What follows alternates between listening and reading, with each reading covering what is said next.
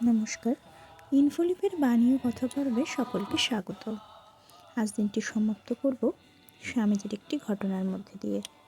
বেলুড় মঠে ঠাকুরের পটের ওপর জল ঢেলে নিত্য স্নান করানো হতো, ফলে ছবি অনেক সময় নষ্ট হয়ে যেত। তাই স্বামীজি নিজে ব্যবস্থা করে বিদেশ থেকে পোর্সেলিনের প্লেটের ওপর প্রিন্ট করে ঠাকুরের কয়েকটি ফটো তৈরি করিয়ে আনেন।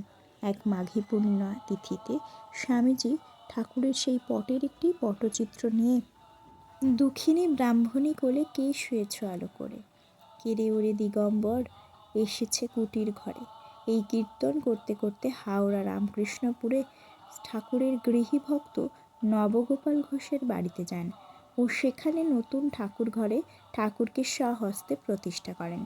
এখানেই পুজোর শেষে স্বামীজির শ্রীমুখ থেকে স্থাপকায় চ ধর্মস্য সর্বধর্মস্বরূপিণে অবতার বরিষ্ঠায় রামকৃষ্ণায় তে নমঃ ঠাকুরের এই প্রসিদ্ধ প্রণাম মন্ত্র নির্গত হয়।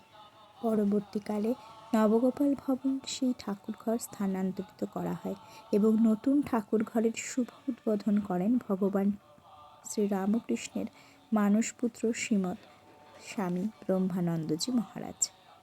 স্বামীজির এই সুন্দর ঘটনার মধ্যে দিয়ে আজ দিনটি সমাপ্ত করলাম। সকলে ভালো থাকবেন, সুস্থ থাকবেন, আনন্দে থাকবেন। ঠাকুর, মা, স্বামীজি, গুরুদেবের চরণে প্রণাম জানাই। আগামী দিন আপনাদের মঙ্গলময় হোক এই কামনা করি। অনেক ধন্যবাদ।